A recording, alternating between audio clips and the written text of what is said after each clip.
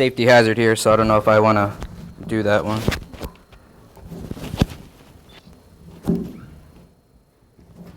Can everybody hear me? So I'm kind of a little bit of a rebel. When I heard about TED Talks, I had no idea what a TED Talk was, I'll be honest. So in doing some research and finding some guidelines, I don't write anything down, which makes people nervous. I don't follow by any kind of guidelines, if you will. But I thought I would try something, so I wrote something down for the first time in my life speaking. Hello, my name is Juan Dominguez, United States Marine Corps retired. When I first learned about TED Talk, what a TED Talk was, it said that I needed to grab the attention of the audience.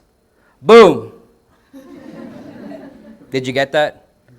Because that's how quickly my life changed. In that very instant of that boom was the last thing I heard before my ears exploded and blood came out of them. But before I get into that, I'll just give you like a little background of who I am, where I grew up. I grew up in a small town of Denver, New Mexico. I grew up with the father and most of my family members and friends joining military. So it was kind of a no-brainer for me. There's only two things I loved, really. Well, three: cars, the military, and music. I played in a lot of bands before I actually finally took the plunge into joining the Marine Corps. I joined at 22, which is kind of late for a person to join the military. But I went ahead and did it because I wanted to fulfill that side of that dream. And on October 23rd of 2010, on a routine patrol with a squad of 12, we left a PB, which it's a fire base. It's a patrol base, something we're not supposed to stay in for more than like a couple of days. There's so many Taliban around us, we have to establish FOBs at this point, bases, little means of security. So every day we're going out there and we're getting fire, we're taking fire, we're dodging IEDs, improvised explosive devices.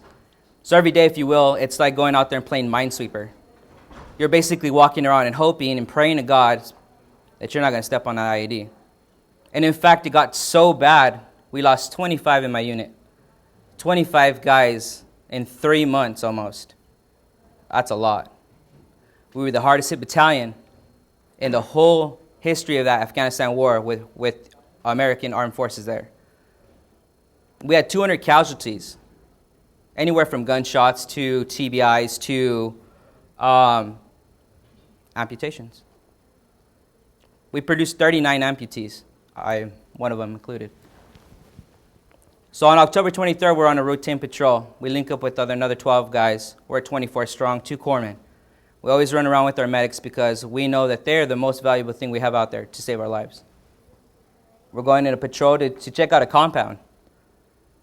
No one wanted to go near this compound. The villagers, nobody wanted to touch this compound.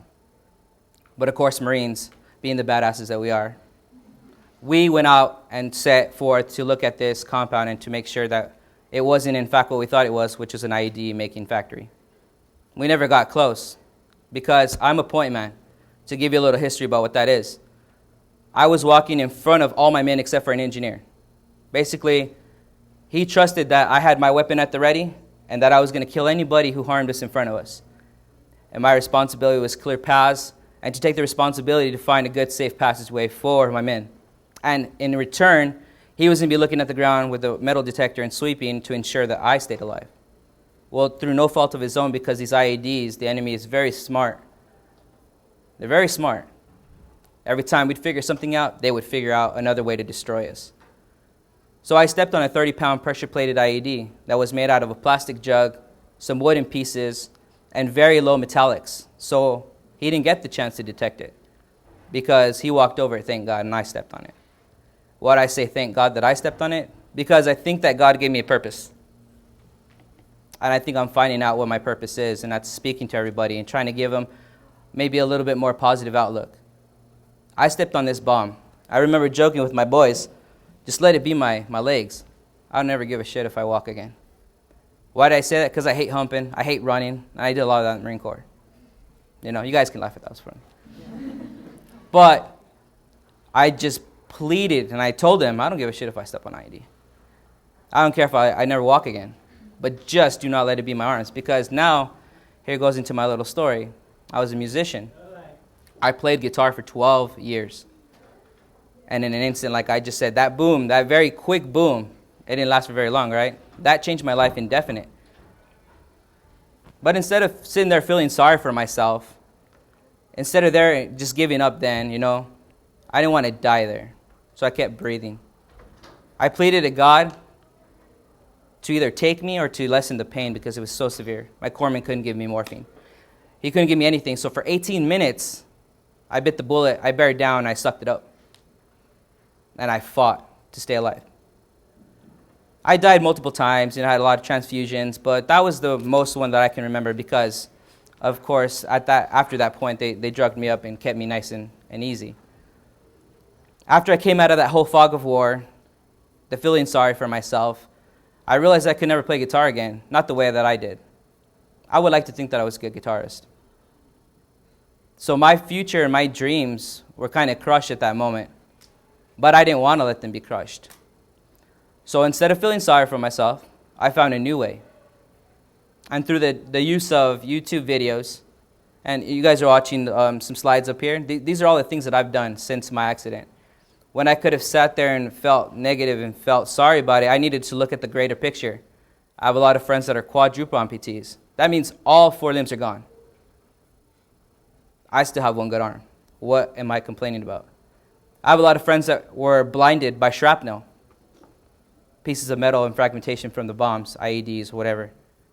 They can no longer see. I have a beautiful wife. I have a beautiful family. That's something that I don't know if I could have handled. I could have been burned. A lot of the IEDs go off and they engulf the whole vehicle in flames. I'm thankful for what I have. That's my arm and that's my face. I took a lot of shrapnel. I even had a smoke grenade blow up on the side of me. A positive attitude. The guy who saved me, he was about 18 years old. Roush, one of my junior Marines. 18 years old. For you younger people in this audience, what are you doing at 18 years old? This kid was saving my life. He got thrown 15 feet back. I got thrown 15 feet straight up, and my engineer got thrown 15 feet and forward. He shook it off like a beast, ran to me, dug his knees to my femoral arteries, and he saved my life, along with my team leader and my corpsman and all the men that kept me alive. My whole point of this is that if you look at yourselves and you look at whatever problem, now, my problem is not greater to me than it is to you. I'm not talking down to you. I'm talking at a level because whatever the human mind is thinking, if you have a paper cut at that point, isn't that like the worst thing in the world? But if you're going to try to compare your paper cut to my thing, it doesn't seem realistic, but it is. It's on the same level because whatever you're thinking and feeling is the greatest thing you're ever experienced at that moment. It's the worst thing or the greatest. You understand what I'm saying? But I can maybe give you a sense of reason that you always need to look at yourselves and sit there and say, it could be worse, because it can. I just explained to you that I could be missing another arm, I could be blind and burned, but I'm not. So what do you do from this point on? Do you just wallow in self-pity? Do you just stop living? A lot of people can. A lot of people do. But I didn't because, you know what, I love music. And I wasn't going to let a little thing like a bomb stop me. Now, I've been quoted in, LA Times saying that the Taliban's purpose was to kill me and they failed. That, in a sense, was a great battle for me. That was a great victory in that sense. But I just didn't want to stop with that victory. I wanted to start doing. I drive. I walk. I snowboard. I do sled hockey, which sucks because I was the goalie and everybody's hitting pucks at me. But I try everything. And I love, as being a Marine and having that discipline and that mind, that fighting spirit, that warrior spirit, it can be in anybody. Any one of you can have the warrior spirit. All the warrior spirit is saying somebody telling you can't do something and you giving your all within yourself and fighting and saying, yes, I can. They told me I couldn't walk at 5'8". I was 5'4", so I thought, perfect chance to get taller, right? Have your legs blown off. Let's build some fake ones and be taller. People told me I couldn't because technically, scientifically, my body and weight to ratio and all this crap that I don't understand says that I'm not supposed to be that height because where the knees are, I won't be able to get over them. But I did, and I walked. After a while, I learned that it kind of sucks, so I dropped back down to 5'5". But the point is that you never know until you try. It takes more energy to be negative than it does positive. Does it not? When you're in a happy mood, does it feel like you're giving anything? You're just relaxed, right? You're chill. But when you're negative and you're pissed off at the world, man, you're using a lot of energy. A lot of energy that you're wasting and expelling and being negative can be used to be positive and to get that foot out. Remember, each day, if you take a baby step forward, doesn't matter what it is, a weight loss goal, a dream of being Michael Jordan one day, it doesn't matter. If you're taking baby steps to that goal, guess what? You're still farther than you were when you left, correct? I don't know about you guys, but there's many instances where we feel like in life like the world's coming down on us. We're human. It's expected. But it's what you do with that outcome that makes you the better person. It's what you do, and it's contagious. When you're positive around, it's not only benefiting you, it's benefiting everybody. I'm going to kind of piggyback off on some of the other speakers. We have a lot of problems in this nation. We have a lot of things that's going on.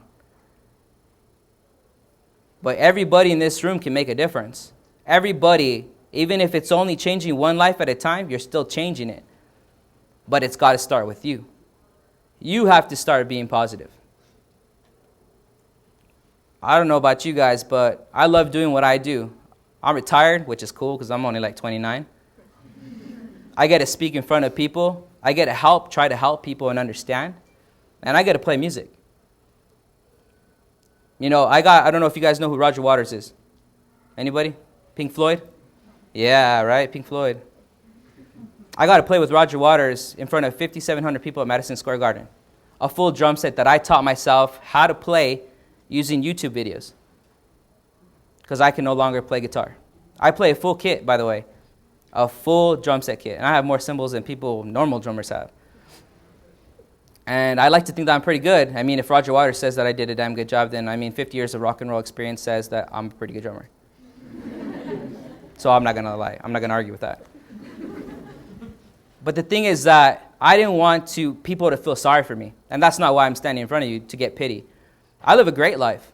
I live probably better than I ever did before. I'm doing more things in my life now than I ever did before. And I didn't just want to be that person who is, oh, he's good for a triple amputee. Oh, let's clap for him. And, poor guy, let's give him a round of applause. No. I want to put myself out there with pro drummers. That's my goal, to start a band and to be famous. That's always been my dream. I already fulfilled the Marine Corps side, so I'm going after the other one.